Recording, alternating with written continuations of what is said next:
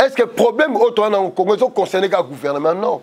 Ils ont concerné l'ensemble du pays. Ils ont prise de conscience.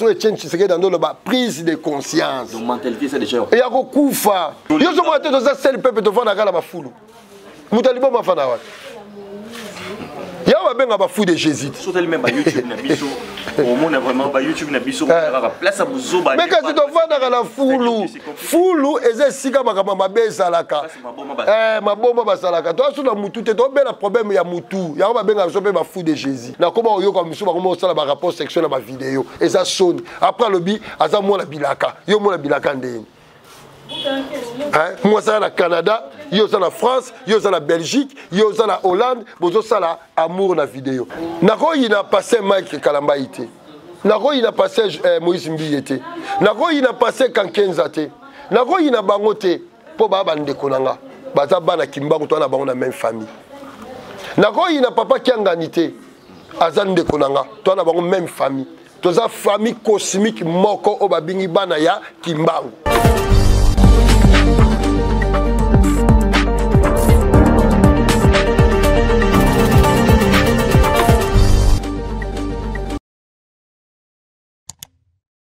Muka de pesarate mais ba matsarango maboko mibale bande kwalange bote bipanya sur le sommet singo ko ba kiboze belé liboso ya ba poste télévision na bino bozo olanda au parleur télévision ya lelo bandi benga papa benga maman parce que j'ai sika wapi bozo rabwanya bo fungolara bozo un peu mayele na makambo mo mingi et sika wapi ba question bo mituna ke zo ba réponse talati na lelo boyambi mukendi sur na banda na bino merci na bino boza ba abonné ba yona beaucoup mi abonné te bozo tala biso ya trop mais bozali ko s'abonner te occasion ngo epesa bino epesa melibino botala juste na sa écran na bino et puis bo s'abonner lelo na yambeli bino sur fumu chikeva to yambié avant to yambara mingi to sur mingi ba occasion ana avant que akotisa susu na akota na mpe pasika to yambara et puis lelo to yambié to sur avant que akende na mboka ya bakoko na ye esika pie moko kopesa biso un peu mo ba détail poto solo na ngai na likambo masolo etali likambo makabo pas que banda depuis bakoko na biso depuis bakata bango maboko depuis bible kota depuis maïnyo sur mama ba venir na biso comment ozala inondé to moni na ba bilili nde bozali hôtel wana et puis ndenge bandeko ba mona ki un peu moins mingi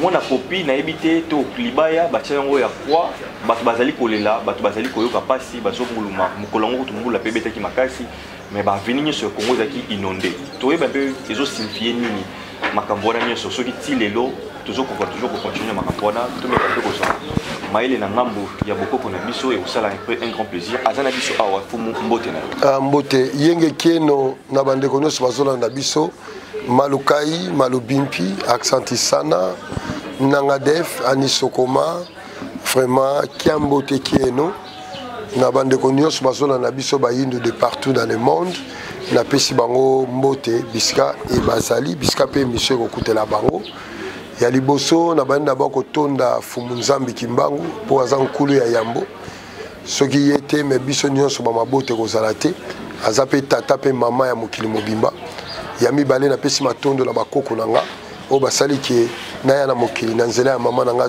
Chikeva Tuluka na pesi matondo na koko na ngai Chikeva Chinzita Simbilila koko na ngai Manyema François lelo kutaki ko visiter nga noko na ngai Chikeva Baya Chikeva Zinga Tungi Mpu koko na nga Pambulelo koko na nga Bakamba na Regine Abingani koko na ngai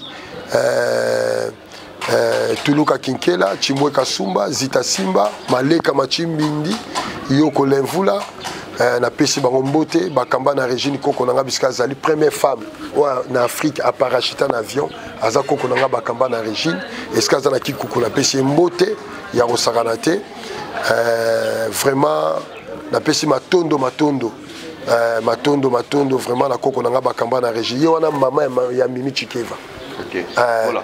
Donc voilà na pesi koko na ngai parce que naza fumu nanga ntekolo nsundi yango naza ndeko fumu kimbango na nzela mama kinzembo nali mwana makaba yango awa mabelaba makaba ya ba chef Lukalambangi grand chef Lukalambangi mbote na mama Epela mama Pauline Ngambimi na tomboli koko kimpala roi ya liboso ya Kinshasa Kimpalampala o nde chef Lukalambanga zui bokonzi ba elandi ba Pambu Gaston Ngambimi ba Sueti Pierre Ngambimi na pesi bango mbote bisika bazali ba Matumba e na pesi mbote na koko nanga kokakila ba ingisa Muya Lumbala Fingi de Manuel Mbumba Samu mingi Matai Mwanda Mbemba Mavonda Ntango.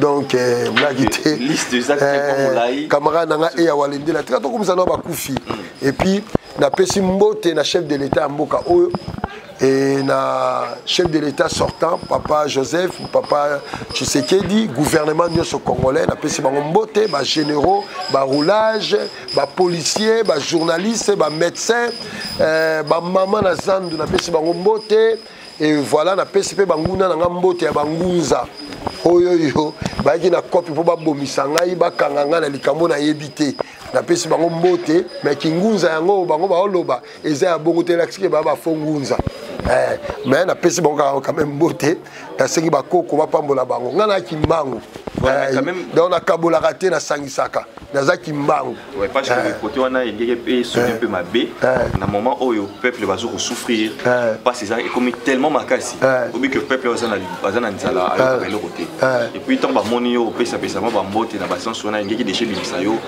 te ko bimisa tenga naza kimbangu atikala oboya mutu te donc ngai naza kimbangu naza kimbangu en 1921 naza kimbangu bakoko bandolo bafula mwana fula mbevo soki yo lingindo zano kimbangu te nga naza kimbangu na betela yango tolo pe mukongo naza kimbangu so ndimi to tuni chef Lukalambangi nga naza kimbangu po yo zolobela yo zolobela tout le monde zoloba na kobanga mais nga lobi yoka ndi lobi ngai Chikeva Simbili la Chinzambi Maniema Kimbangu. On comprend? Ngai. Pour yo le nazali, oso banga mais ngana le ba certitude. Nazali Kimbangu. Oh même ba chrétien ba le ba ça ba jésuite. Ba o ba comprendre ba le ba. Ngai ce qu'on a le bi nazali Kimbangu. Nazala makila ya Kimbangu na nzoto ya Kimbangu. Aza tata pe maman ya mokili. Voilà, et l'autre bien assis. Yo sozo banga. Nazo banga te. En fait, il doctrine à l'écolo, ils ont doctrine moya makasi que batumsu. Obi pour na lo baboy. Parce que yo mo yebi, batu ba benga na Hollande, ba benga na ba pays belé ki no ba onde ba roi divin, ba onde ba kimbango ko ba roya. Alors te wana ndenge na bango.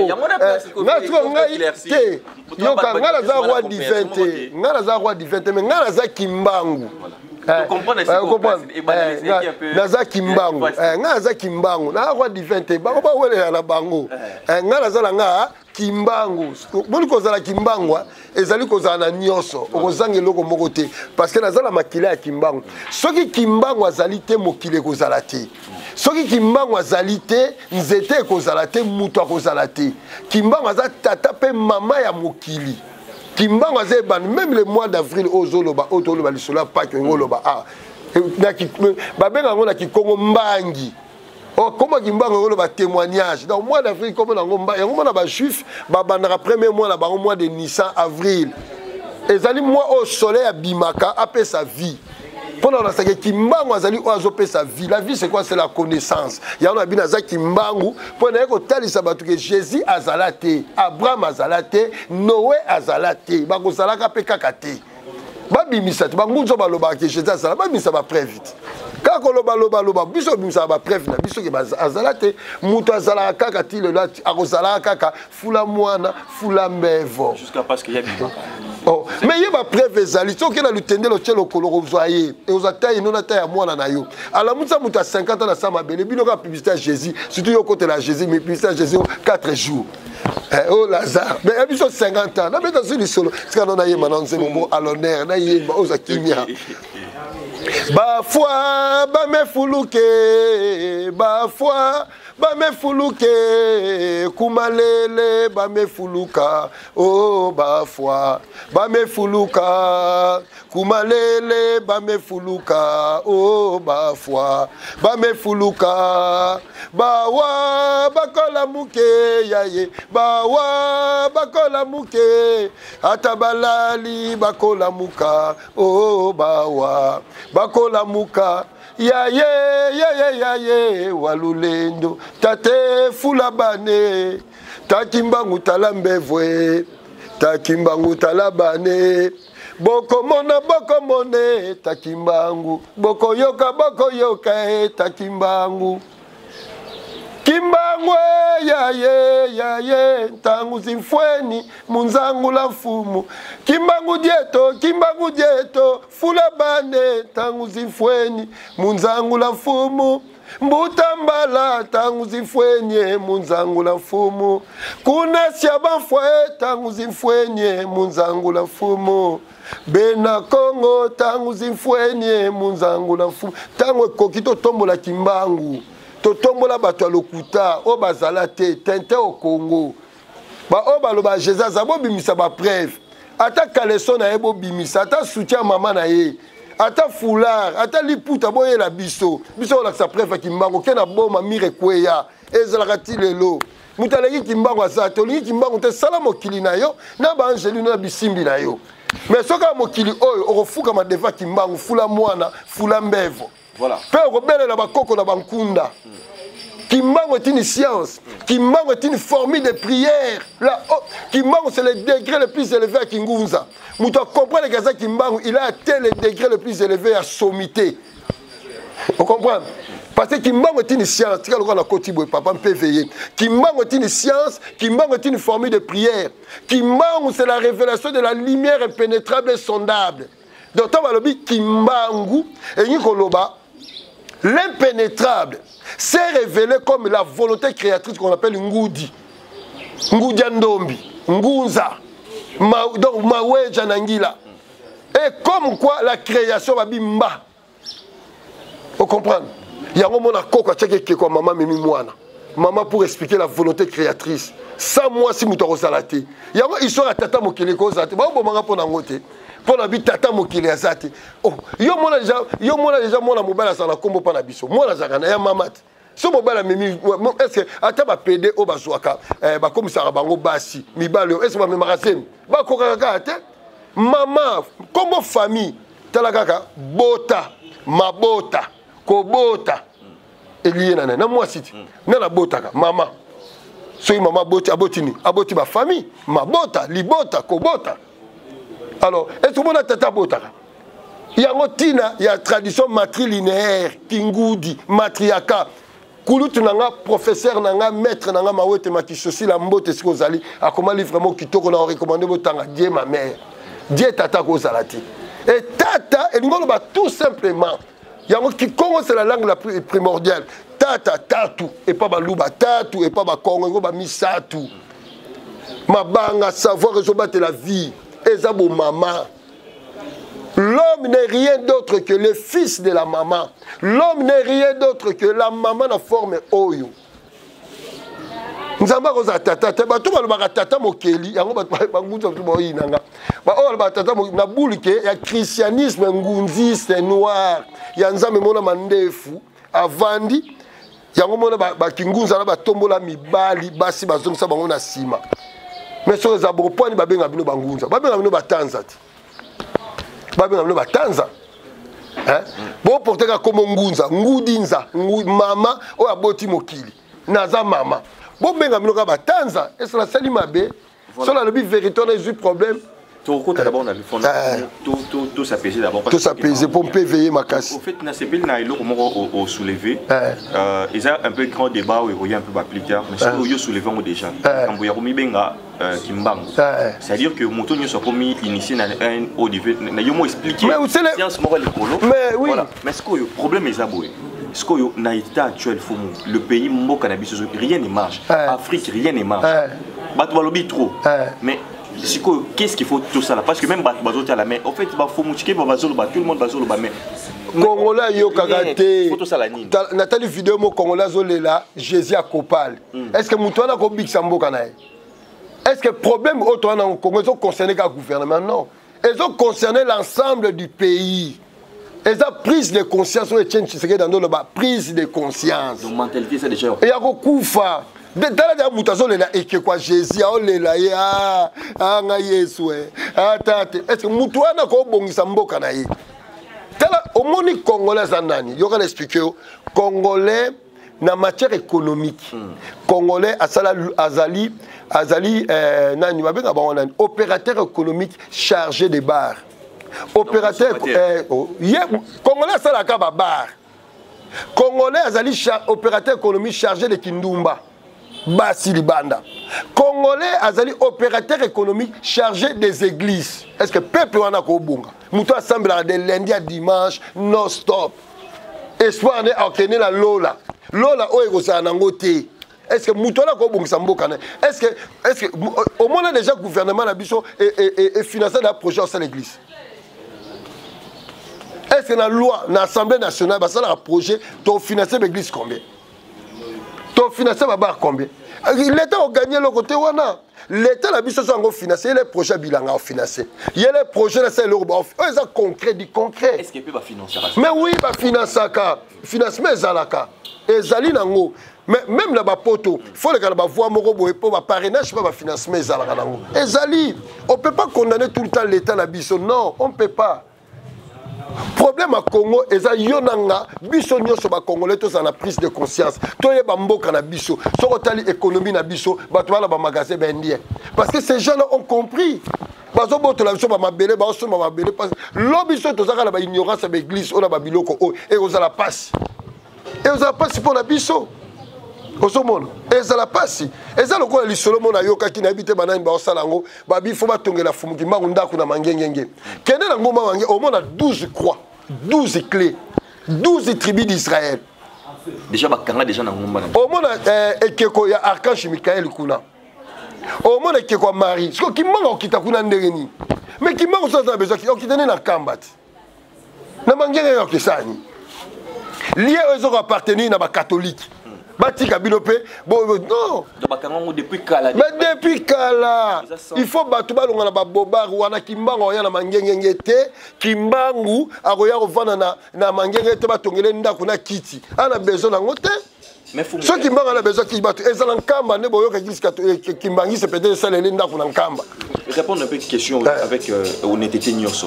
Est-ce que P façon de voir les choses qui battent, P ban l'hôtel et la kimbango. Ils appellent même si les gens battent la Jésus. Merci. Au comme dans ma canisinanga, il y a un groupe de gens au Basalini ba longolika Jésus, mais chez kimbango na menabu la christianisme.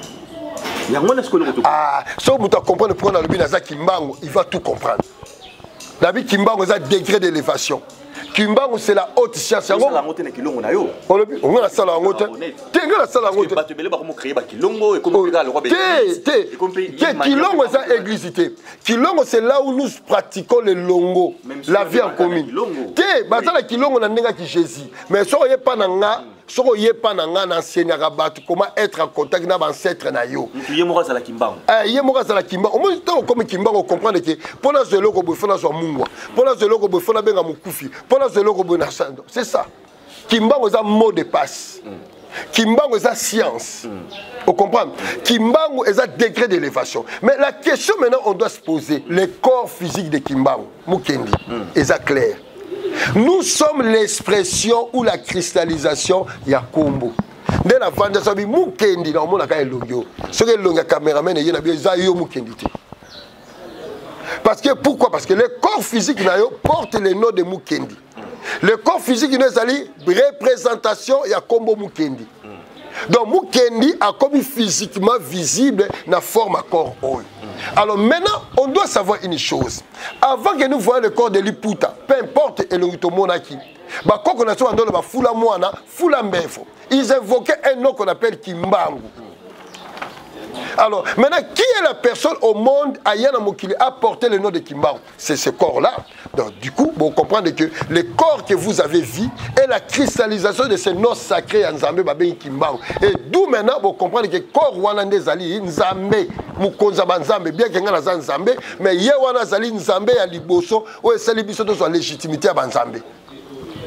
Alors au bout de Kimbangu pour Nzambe. Pour ça, on appelle comme corps physique. Mais oui, c'est exact. Représentation par. Mais oui, parce que corps, on a corps à famille, non, on a non familial, tu pas bien dans le banc, on a Nyangara. Il n'y a pas une famille qui m'bango, c'est le nom qu'on invoque Nzambe dans le royaume Congo. Ce que Moutouma a apporté Combo à la Kimbangu. Charles Joanna. Charles Joanna. Mais ce que corps des amis physique, il y a Combo, on doit être clair. Et du coup, corps wana des Kimbangu. Kimbangu Koko Loba Fula Moine. Et la preuve, il a démontré ça. À la Moussi Bouta 50 ans à Samabélé. Il apparaît dans 42 pays africains après sa indépendance. À ça, un miracle, au monde est incontestable. Alors c'est ça Kimbangu.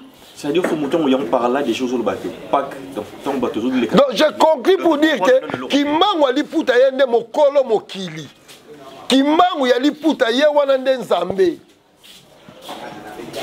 Kimbangu wana elongi ya jeunesse wana obomona mwana muketolo polo ye wana nzambe ye wana ne mukili ye wana bakoko bande ko invoquer apparaître na forme wana pourquoi mundele tanga ola musambutu awa na parler du peuple asali 50 ans na Samabélé abimisi mutu abi eza nzambe ko tala ba noir oza prophétité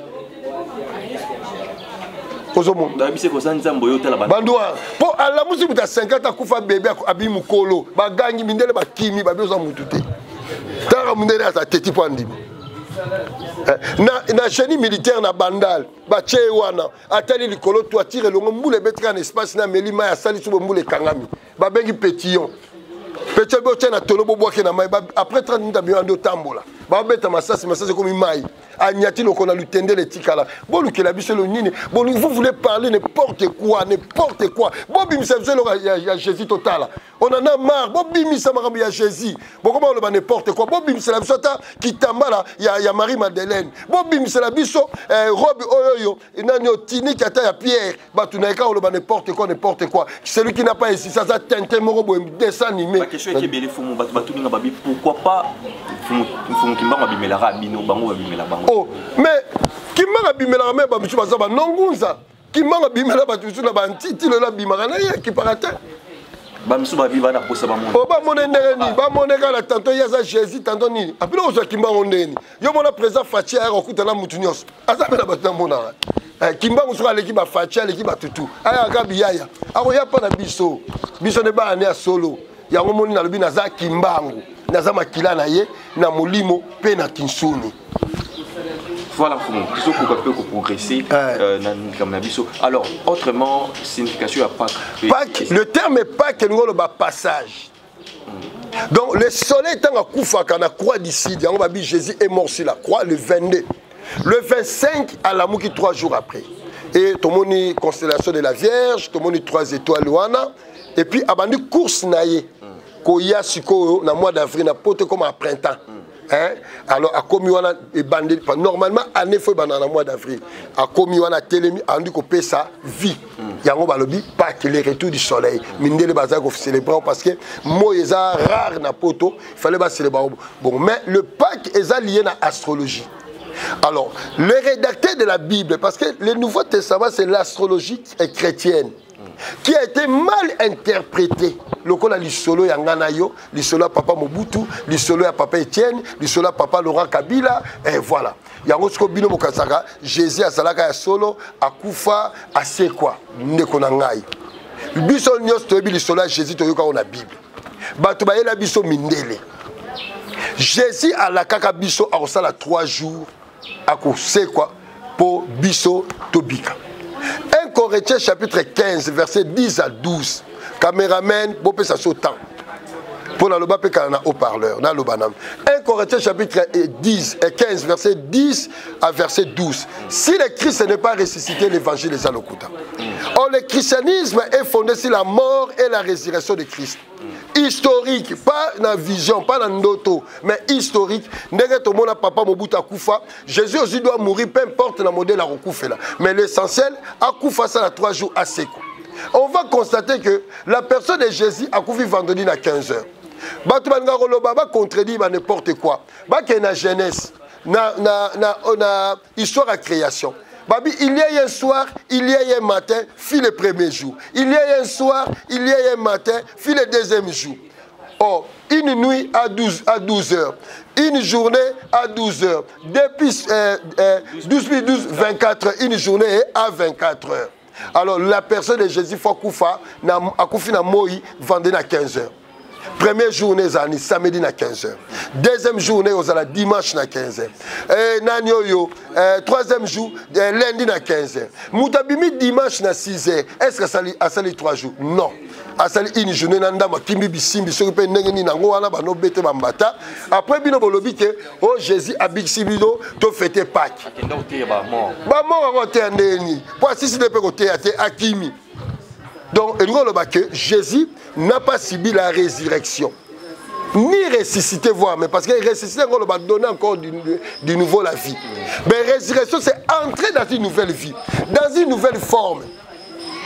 Deuxième élément, on va constater que Bacho Bakene Kotalae, Bamemi ba parfait pour Bambomé. Est-ce que Bamboma comme Mouto déjà Bakunda? Mouto a un Dibaboué, a un problème mental. Les Africains ont un problème mental. Parce que Bamboma Mouto n'a pas Bakundi été. Et puis, dans Israël, ils n'ont jamais toléré Bassi. Bambomé, moi, dans mon bal, j'ai 33 ans. Pour me déshabiller, je suis nu. Et ça honte. Parce que déjà dans Jean chapitre 19, il y a déjà Nicodème, Joseph Arimathée, Bamboma qui Jésus. Parce que Bamboma qui dit sur Jésus. Et comme il problème.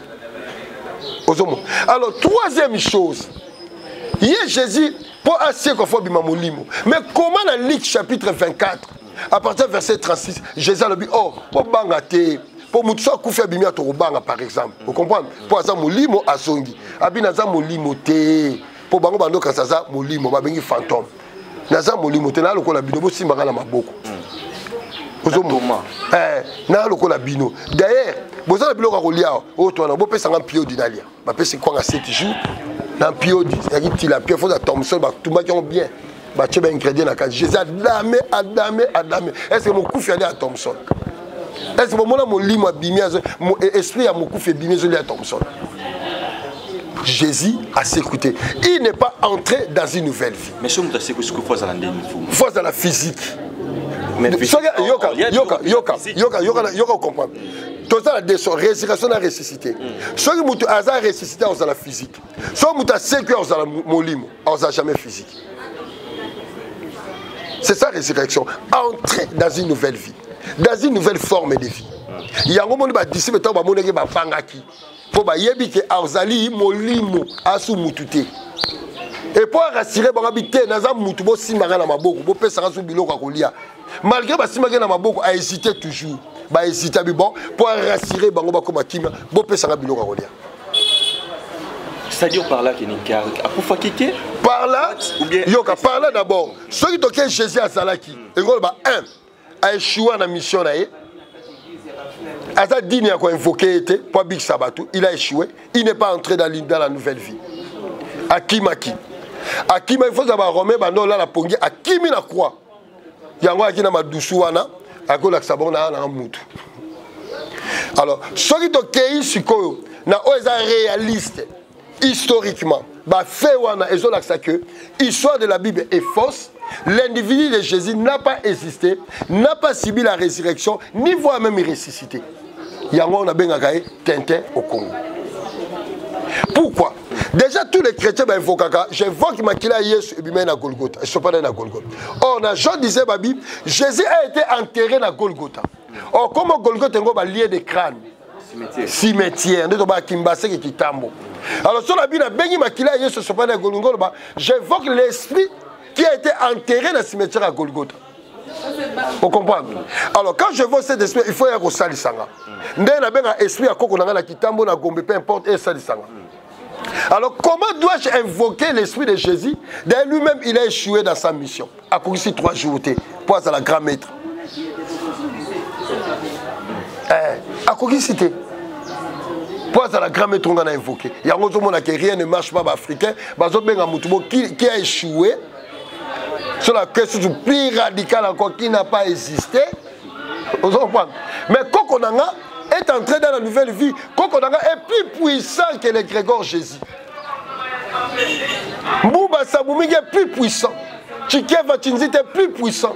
Chikeva Baya est plus puissant. Pamoulé est plus puissant.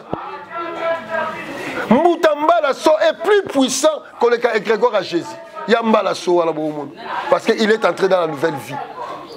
À comment Moulimo, à quoi il y a même qu'on visite, à quoi protéger, mais Jésus ne fera pas ça. Mais c'est la réellement juste c'est qu'il pas enfin Kendaki dans mon lit. Te Kendate parce que abimaki dans 3 jours.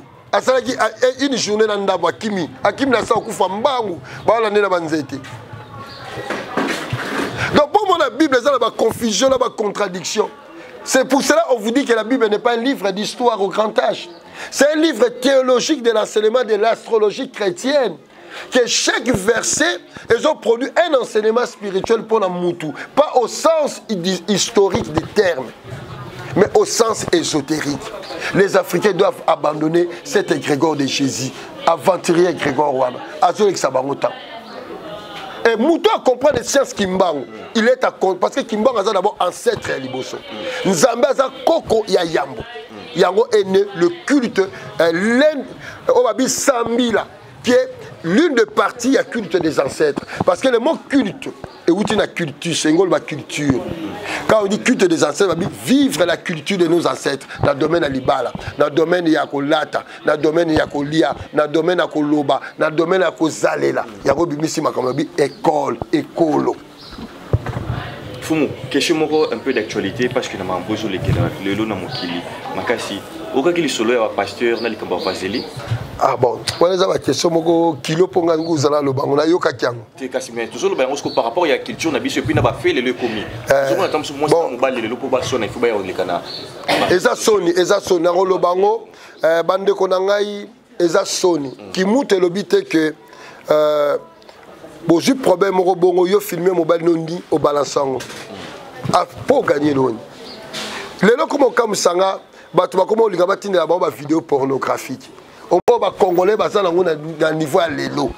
Niamaka butako sepela na makambu wana abalansaka babiloko wana pe atalaka yango. Mutu azala ki mutu akotala ngote. Biso to kola basi balala esika musu mibali balala esika musu.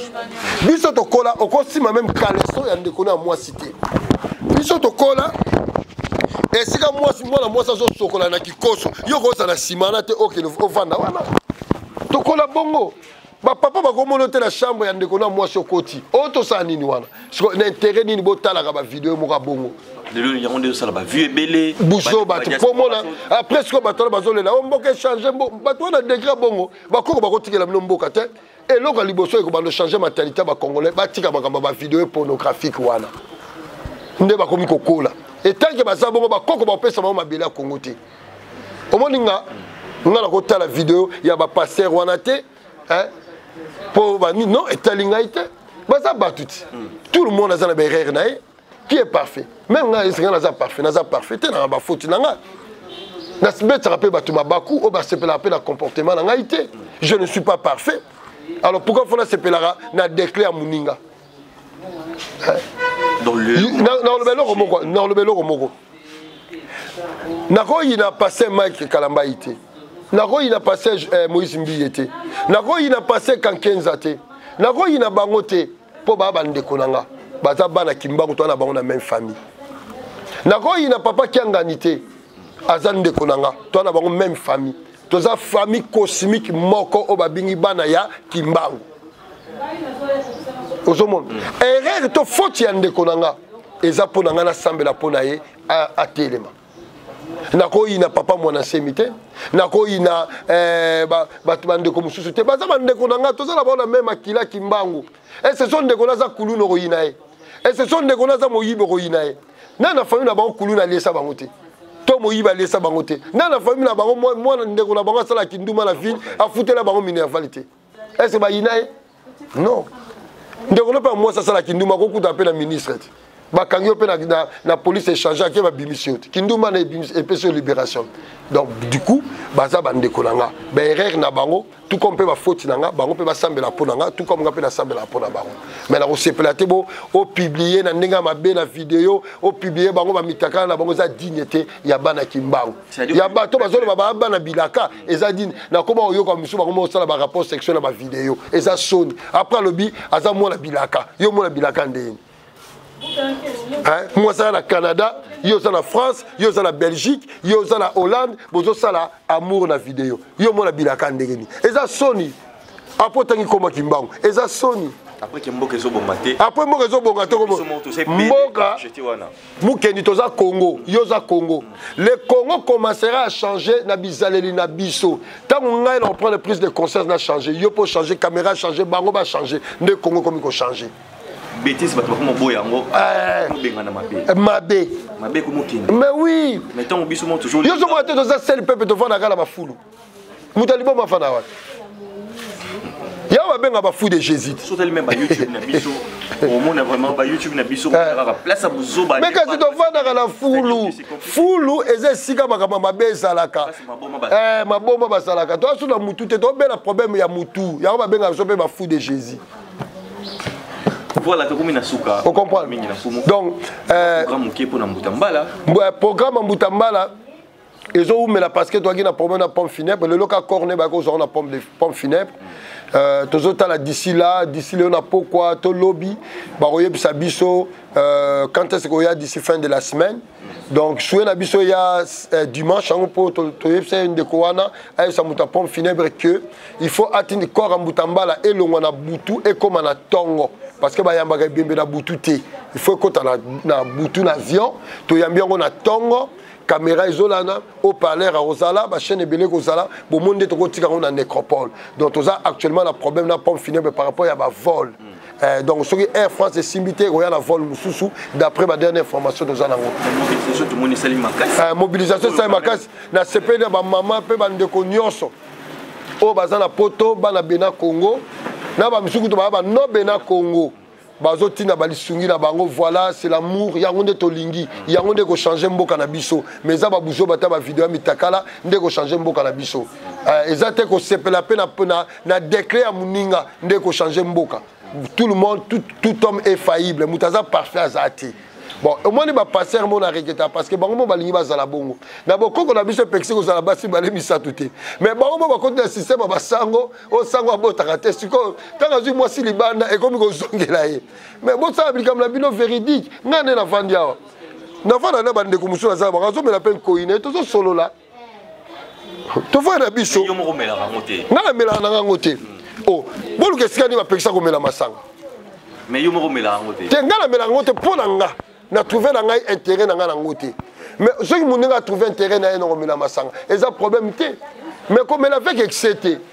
Pour même une sambe la ngusaka. Obi une sambe la ngusaka. Lungu la pe la ngusaka. Et quand l'on peut bila banzela, na ndenge mo mutamela nkoi. On comprend. Donc tout faut canaliser. Canaliser ngo otala et sur ezali malam parce que tout ezali ko la sambila. Tant nazo melankoi na osala sambila. Na mela lungu la no sala sambila. Na olia mades no sala sambila. Voilà, programme Siko il y a village. Bon, programme village d'ici là baza ko introniser ngantino aka Congo. Royaume Congo banaye wana ka Congo. Avec mbanza Congo. Donc na suka wana. Nous sommes à Congo. Ka Congo pas bon mona ngo po ba biso za Congolais au mona ngala kimpata. Au mona ngala kaivembo, au mona ngala ngunzi. Na zananga. Na nango mona ngala mabila ba setre nanga. Voilà, Man Mamona, les grands guerriers à Fumukimbango, Mbote Belé, Kobaka la Moussala, Kolembate, Moussala, les Ablagité, Bissoma Moussa, Yaya, Tontolo, Yamona, Moussalou, qui a quoi, Yaye, Bouyasala, Vavanto, et Tunakana, Kese Kinge, et Tunakana, Kese Kinge, Oyaya, Kukange, Malembe, Kedeka Malembe, Bitumeza Makasi, Kolembate, Kanga Matoi. Batamalamu balinga bango te ba finga nga ku champion ba finga nga ku na sepa pene ba finga nga bo finga nga lisuswa e sala nga bien na sepela la mafinga na bino bo finga nga ndoki moyibi escro e sala nga bien poso finga escro muto escro nani mamo otini mutayo ka message danga abongo ba ya papa koko donc ba idanga donc na futa ka bino te mais bakoko ba on ba futa bino na courage na bino bozo sala ke komba muta chikebe ke liboso ndenge mo man mamona ko banga mafinga te ko banga ba menace te eza bitumba o mwana bilaka continuer toujours bongo bakoko ba pambola yo na kombo ya takimbangu fumu nzambe to kimbangu ntemo fumu kimbangu za liboso na yo ndwenga na ngangu etambola na yo. Voilà, bah, grand merci. Nzambe pambola yo, fumu kimbanga zala na yo, ba koko na biso so batambola na yo. Soda ya fumu, mwana bilaka, mwana mvuluzi ya solo, man mamona, continue toujours bongo. Voilà, matondo mingi, fumu mwa bambo. Tokokutana, Tokokutana, moi bambo. Benutala man mamona. benu simba mane mamona benu tala mane mamona mwana beto mwangisa ndeloso oya samba mbuta mbala so oya samba mama mbumba kanza oya samba mama mutoke mama ngonga bibish mama lelo poiti mama imeka Nina Nadine mama Lita Sandra mama Chikeva Tuluka mama Kimbango Erli mama mama nanga baza ebele mama Tonga wala soda mfumu Kimbanga zala na yo ko banga eloko te soda mfumu mama Tonga soda mfumu Kimbanga zala na yo mama Congo mama Annie bisko zali kuna na France na pesho pe mbote mbuta Sony na Suisse na pesho mbote ba mama nanga nyonso je vous aime beaucoup bana fumu Kimbangu boza ebele ba mama boza ebele so na bani otanga ba kombo to sila awate mais na pesho mama Rose na pesho mbote donc mbuta mutete Jacques oyebi ke prophète aye pa Kimbangu. Il faut ça en émission. Ouais. C'était avant de voyager. Il faut ça en émission. Il faut ça en émission. Prophète, Aza sous prophète était Moutete Jacques. Aza prophète connu dans Mboka Oyoyo. Alongwe pas Jésus. Donc il m'a abîmé les mots à mon avis. Ah, fou mon atiki lokuta. Azo détaillé lokuta christianisme. Donc soda un fou moutele ma robanga ba menacé.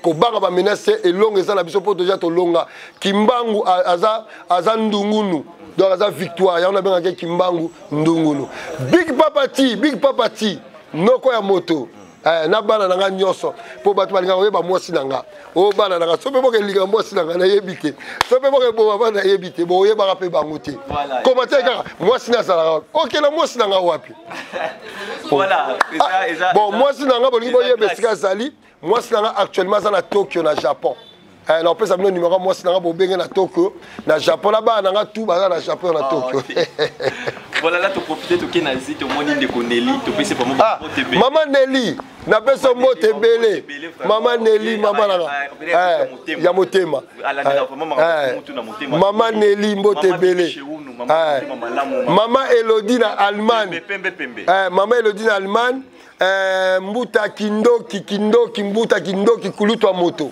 mbote belé voilà moni to pesi vraiment merci belé to ke nazi to moni ba mbuta na Dubai mbuta baba sikuna nyoso ndeko na Dubai kuna na peso mbote belé voilà nyoso ngandaka biso to sili sipe to kotenyo prochain numéro bafwa mwana moto na l'aide du maître Elohim mama Lina vraiment il parle bien ça ngate pesi ba mbote belé to kotenyo prochain numéro bye bye.